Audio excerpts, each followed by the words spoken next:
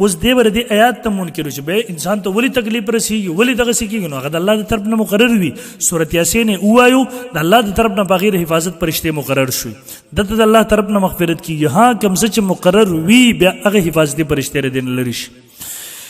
پنځم نمبر دی بعضی الزامات لګوي ک الله غواړي کنه غواړي دا وجه سورۃ یاسین او آیت الکرسی ک الله غواړي کنه غواړي ته په حفاظت کی نو دا پر روایت کې نشته دروغ مو عوام ما گمراه کو د الله نه ویریږي او زه تاسو ته وایم ګوره روایت کې خدا شته صحیح احادیثو کې دی وی چې خلکو دا مشهور کړي نو اول خو چام د عقیده نشته کړه د خپل د مونږ شګری خپل د عقیده نو بیا ټیک د وری کې خو بل چا د عقیده مسلمانانو کې چا نشته ځکه چې چا د عقیده چې الله کې غواړي کنه زما حفاظت بکې آیت الکرسی ویلا نو د کفر تر رسیږي په دې باندې او دې تاسو ته مثال ورکوم ګوره نکاح عبادت ته او کې څوک بګي فضولیات شروع کی نو د دیو جن مونږ نکاح نه شو پرې خو دی مونږ باغه فضولیات ورنه وازو د خلکو عقیده به ټیکو دغه څه باندې کو چې صحیح حدیثو انکار کو او د قران نه انکار کو دغه څه نور ډیر عمر دي دویم نمبر دغه څه کوي څوک ټول عمر منځونه کوي جهادونه کوي روزه کوي تبلیغونه کوي درس د قران کې نو دیم د څه نشي ویل چې خامخ او قطعي تور به ما خدای بخي معاف کوي به دا خو دغه څه په دې کې څوک نشو نو ای بیر دې دا مطلب دی چې موږ په استهزاء شروع کما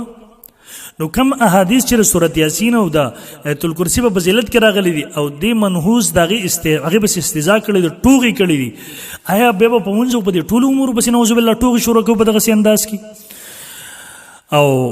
مونږ خدا وایو کړي انسان کمزور دی انسان نه کوتاهیان کی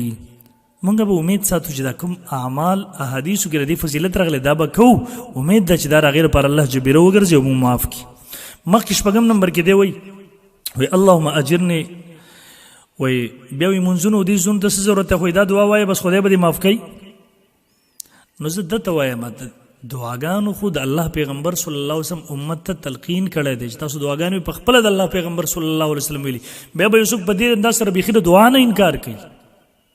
بیا خو کافر یې تر سره چې دعا نه انکار کوي ځکه مونږ به وایو چې بس یا الله ما وبخي زما پلو مور پلارو بخي کوم احادیث کې دعاګانې ذکر دي بس مو دې ته کوم ضرورت په دې انداز سره چې بس منځونه دې ته ضرورت نشته بس به صرف دعا کوه دا تاسو ګورئ د مسره صحیح بخاری د مثال په تور درته وایم د دې صحیح بخاری د دې جلد نمبر 1 دی او د دې صفحه نمبر 280 دا امام بخاری مولا په دقه نقل کوي پسند سره صحیح حدیث قالت عائشه فما رايت رسول الله صلی الله علیه وسلم بعد ما نبی سم دین روسي واقع راغله دین پس ما نبی رسول نه دی کتل صلا صلاتن چې مونږه کړي الا تعوذ من عذاب القبر مگر د عذاب قبر نه پناه وخته امت ته حکم کو الله عذاب قبر نه پناه غواړي او په خپل هم د امت د تعلیم د پر د الله پیغمبر صلی الله علیه وسلم د هر مون رستا د عذاب قبر نه پناه وختل نو بیا دغه یو چاته وای د الله پیغمبر تعلیم ورکړي تاسو د عذاب قبر نه پناه غواړئ یاره مغواړئ دې ته کوم ضرورت په حدیثو په استهزاء شروع کسنګ چې په سورۃ یاسین او آیت الکرسی په حواله سره کړي بس خدای بری دغه سماف کی نو د انتهایی خطرناک طریقه دی په اخر کې وای په کتابونو کې چې خلکو سره کړي دا دین نه دی دین هغه چې په قران کې دی نو د دې منیر شاګری صاحب د قران نه مراد دی ګویا د قران د پاره شرح احادیث دي د قران نص موجود دی مخکې بار تاسو ته ویل دي چې کوم قرآن دانی کې احادیث اخواشي دا قرآن دانی نه د تحریف د قرآن دی د انکار دی د قرآن نه مثلا د غروجې نه مخکې ویلي اختر نه مخکې ویلي د عرفې په باره کې چې الله د یو 13 کال یو د روان کال ګناهونه په معاف کې وړه ګناهونه ورنه مراد دي نو دې په هغې سره ویل یاره دا خو نه کېږي په دې ضمن کې وی یاره په ثواب سره د نیکو په کارونو سره ګناهونه نه معاف کېږي نو په دې ضمن کې د قرآن د 2 آیتونو نه انکار کوو دقسې د په دې زمن کې د قران نه انکار کړي د چې خپل خلینو کم ګن روزي دغه تر قران نومي دي او پیغمبر صلی الله علیه وسلم چې بیان کې غره قران په مقابله کې د ظالم راوړي دویم په دې سره غوبره پوره ذخیره احادیث ته انکار لازم شي دا ته کوم انداز خپل دریم ګوري د دې مطلب دا چې پوره امت مفسرین محدثین صحابه تابعین تبع تر اوسه پورې د امت په قران نه دی پوه شوی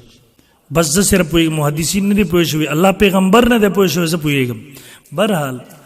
د انتهایی په بونډې انداز سره انکار کړی دی د سورۃ یاسین او د آیت الکرسی د فضایلو زه مسلمانانو ته هم چې دې سړي نه ځان وساتي حکومت هم درخواست کوم چې دې سړی کنټرول کړي ګوره استهزاء کوي باقاعده ظالم ګستاخي کوي ظالم د کفر هغه مرتبې ته رسېدلی دی چې یقین وکړي په ده به د زندیق حکم جاري کېږي د عام کافر حکم نه مخ ولاړو ځکه چې کل کر د مسلمانانو په علاقه کې په حدیثو پسې استهزاء کوي، د قرآني حکمونو پورې استهزاء کوي. نو بهرحال خبره به ډېره اوږدېږي، خو زه به دغه اکتفا کوم. مسلمانانو ته درخواست کوم چې د فتنې نه ځان وساتئ. تاسو به دې څیز نه پوهېږئ، او بعض یو دوه درې دي چې هغه ظالمانو د خپل ډالرو دپاره، د خپلو چینلو د چلولو دپاره د مسلمانانو عقیدې خرابوي. هغوی ته سوال کوم دا شی مه کوئ، قلار شئ د فتنې نه. که دغومره جرأت در پکې تیاری کوئ ما سره مخامخ په دې موضوعاتو کښېنوئ چې درته په ورځې د اسمان ستوري درته ور ونه خوري ستاسو نه مخې، بیا زما نوم بدل کړه. زه په هغه وخت د په لاس باندې بیعت وکړم. خو که درته مې ثابت کړله چې دا سړی د قرآن نه منکر دی، حدیثو نه منکر دی، مرتد شوی دی سره، بیا تاسو ته نور مسلمانان مه تباه کوئ. بهر دنیا کې زموږ سره مسلمانان وروڼه دي، هغوی ته هم د فتنې نه ځان وساتئ. الله دې موږ د ټولو فتنو نه محفوظ وساتي. جزاکم الله خیرا. السلام علیکم ورحمۃ اللہ.